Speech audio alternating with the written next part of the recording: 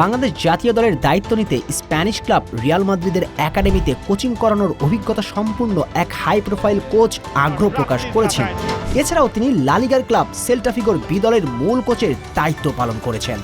আর তিনি দায়িত্ব নিতে চান বাংলাদেশের ডাগআউটে, যা লাল সবুজের ফুটবলের জন্য হতে পারে এক নবদিগন্তের সূচনা। এছাড়াও আলোচনায় রয়েছে আরও বেশ কয়েকটি নাম, গুঞ্জন এমনটাই। 31শে মার্চ সিঙ্গাপুরের বিপক্ষে ম্যাচ দিয়ে হাভিয়ের কাবরেরার বিদায় অনেকটাই সুনিশ্চিত। এর মাঝে প্রকাশ করা হয়েছে বাফুফের কোচ নিয়োগ বিজ্ঞপ্তি, অর্থাৎ বাংলাদেশের ডাগআউটে বড়সড় পরিবর্তন আসছে। তবে প্রশ্ন হচ্ছে, নতুন কোচ হিসাবে দায়িত্ব নিতে পারেন কে?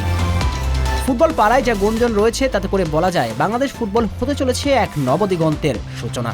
কেননা বাংলাদেশ ফুটবলে কোচ হওয়ার জন্য আগ্রহ প্রকাশ করেছেন স্প্যানিশ কোচ আলেহান্দ্রো মেনেন্দেজ, বর্ণাঢ্য যার football coaching career. Spanish club Celta ভিগোর বি দলের কোচের দায়িত্ব পালন করেছেন দীর্ঘদিন। সেখান থেকে রিয়াল মাদ্রিদের যুব দলের কোচিং করানোরও অভিজ্ঞতা রয়েছে।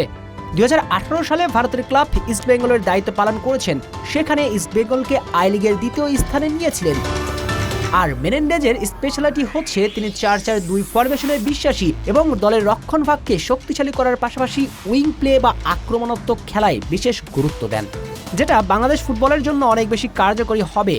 কারণ কাবরেরার অধীনে বাংলাদেশ উইং দিয়ে খুব একটা আক্রমণ আসে না বললেই চলে। তাই মেনেন্ডেজ বাংলাদেশ ফুটবলের জন্য আশার আলো। মেনেন্ডেজ ছাড়াও হামজা চৌধুরীর ছোট্টবেলার কোচ আনারউদ্দিনকেও ডাগআউটে দেখলে অবাক হবার কিছুই থাকছে না।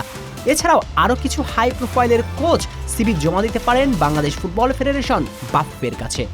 সব মিলিয়ে বাংলাদেশ ফুটবলের জন্য এটা একটা স্বর্ণযুগের সূচনা হতে চলেছে বলা যায়। এখন দেখার অপেক্ষা বাংলাদেশের ডাগআউটের দায়িত্ব নেন কে।